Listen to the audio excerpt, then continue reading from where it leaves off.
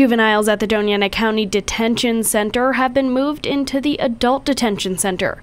County Spokesperson Jess Williams said minor construction was done to keep them secluded from the adult population.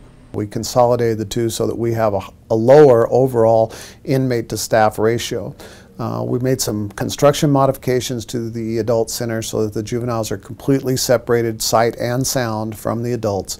They have their own medical area, they have their own recreational area, they have their own booking, they have their own release. Everything is separate, so there won't be any interaction. Williams says the move was necessary because of the low staffing issues, something he says the county is working on. Well, it's really hard to recruit and retain people. That's a very hard job, and a lot of people think they want to do it, and then they get in and realize that they're in jail. And so it's a difficult job to keep people in. But we're doing everything we can. We're ramping up our recruitment efforts, and we're going to continue to run academies and get that place back up to full staffing so that we can reopen the juvenile center and get up to full capacity again. At first, many were concerned that the juveniles may have to be moved to a facility in Gallup, but Williams says this is a better option. All the stakeholders have come to the table.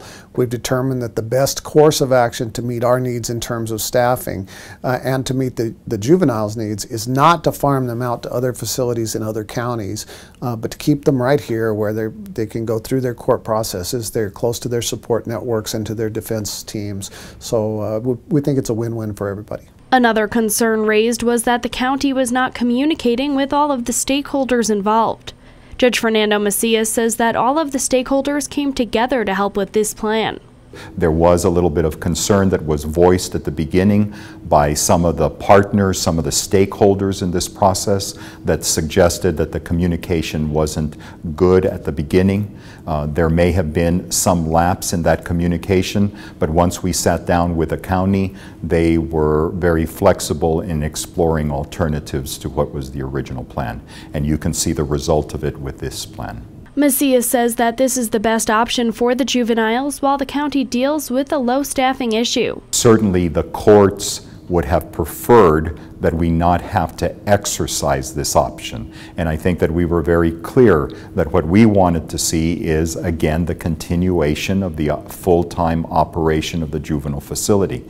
We understand the situation that the county is in. We believe that the county can address that situation, and I believe that this is a temporary measure only. Currently, the detention center has 54 officer vacancies. For KRWG, I'm Samantha Sonner.